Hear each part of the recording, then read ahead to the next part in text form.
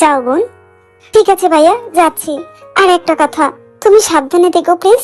আমি এর আগে পালানোর চেষ্টা করেছিলাম যখন, তখন একজনকে জীবন দিতে হয়েছে।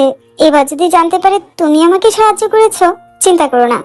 জঙ্গককে তুমি যতটা খারাপ ভাবছো, ও ততটা খারাপ নয়। ও যাদের ভালোবাসে তাদের জীবন দিয়ে ভালোবাসে। যত যাই হয়ে যাক, জঙ্গক আমার কোনো ক্ষতি করবে না। তুমি সাবধানে থেকো। আমি এখন যাই। সুগা শহর থেকে দূরে নিজের একটা বাংলোতে তেকে রেখে আসলো, কিন্তু ড্রয়িং রুম পর্যন্ত আসতেই তার চোখ কপালে উঠে গেল, কারণ সোফায় বেশ শান্ত হয়ে বসে আছে জঙ্কক, হাতে একটা ছোট মাপের গান। জঙ্কককে দেখে সুগা কিছুটা নার্ভাস হয়ে বলে, জঙ্কক তুই এখানে? বারে ভাইয়ের বাসায় আসতে পারি না বুঝি?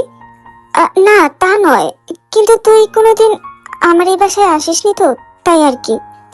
ঠিকই ধরেছিস, আমি আমার পরিবারের কারো বাসাতেই যাই না। তোর বাসাতেও আসতাম না, কিন্তু এই বাসায় জিমিন থাকে, তাই আসতে হলো। জিমিন? কি বলতে চাইছিস জঙ্কুক? সোজাসুজি বলি? তুইও সোজাসুজি উত্তর দে। তুই কোথায় সোগা? অভিনয় করিস না, লাভ নেই। আমার মাফিয়া ওয়ার্ল্ডের সবচাইতে বিশ্বস্ত পার্সন সোগা, যে আমার একটা বুকের পাঁজর।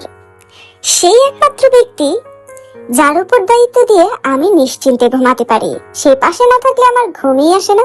সেও তার দায়িত্বটা ঠিকভাবেই পালন করে। আমার ম্যানশনের উপর দিয়ে কতগুলো পাখি উড়ে গেল, সে সেই হিসাবটাও রাখে।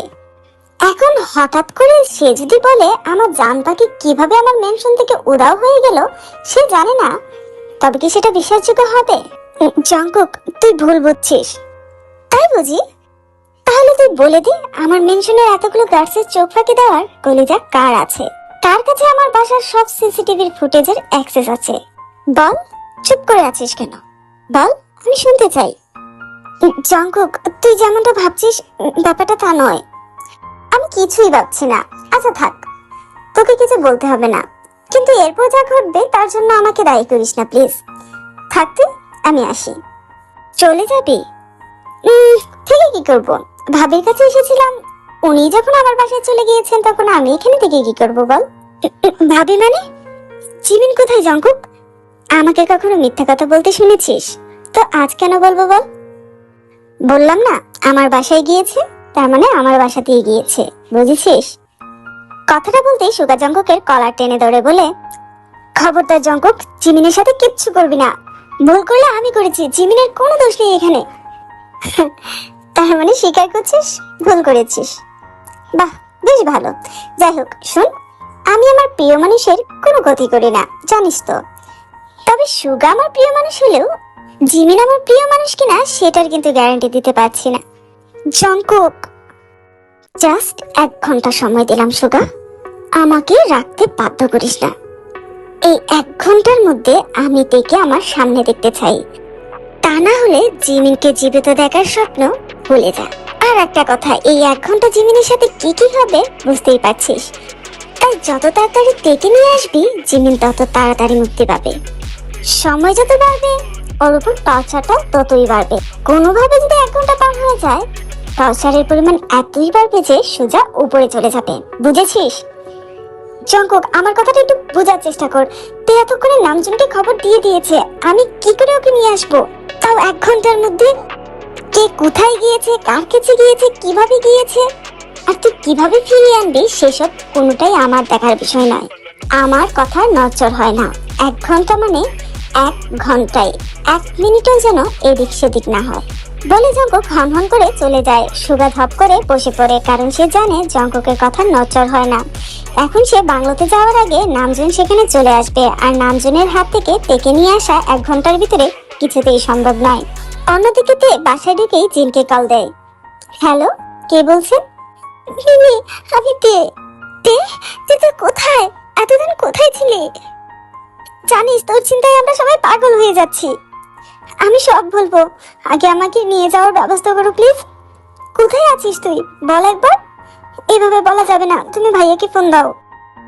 একটু ধর, আমি এক্ষুনি দিচ্ছি। নামজুন, নামজুন কোথায় তুমি? এক্ষুনি এসো, তে ফোন করেছে। তের কথা শুনে নামজুন হন্তদন্ত হয়ে এসে ফোন ধরে। তে, কোথায় তুই? কোথায় ছিলি এতদিন তুই? নামজুনের গলা শুনে তে কেঁদে ফেলে। কি হয়েছে শোনা, তুই এভাবে কাঁদছিস কেন? ভাইয়া, আমি আর কখনো তোমার কথার অবাধ্য হব না, তুমি আমায় ক্ষমা করে দাও। তোমার কথা শুনিনি জন্যই আজ এমন হয়েছে। এসব কথা এখন থাক, তুই বল তুই কোথায় আছিস? ভাইয়া, জঙ্কুক। জঙ্কুক? জঙ্কুককে তুই কি করেছিলিস? সব বলবো, তুমি আগে আমাকে নিয়ে যাওয়ার ব্যবস্থা করো। তুই কোথায় আছিস বল। তুই সুগার ঠিকানা দেয়।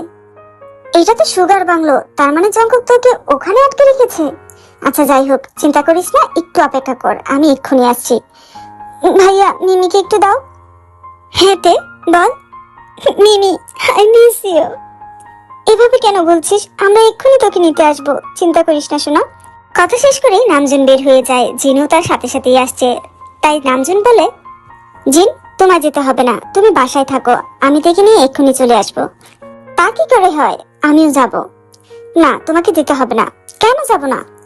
আসলে জঙ্কুক খুব ডেঞ্জারাস ছেলে, যা ইচ্ছা তাই করতে পারে। জঙ্কুক, যার সাথে তোমার বিজনেসের ঝামেলা চলছিল?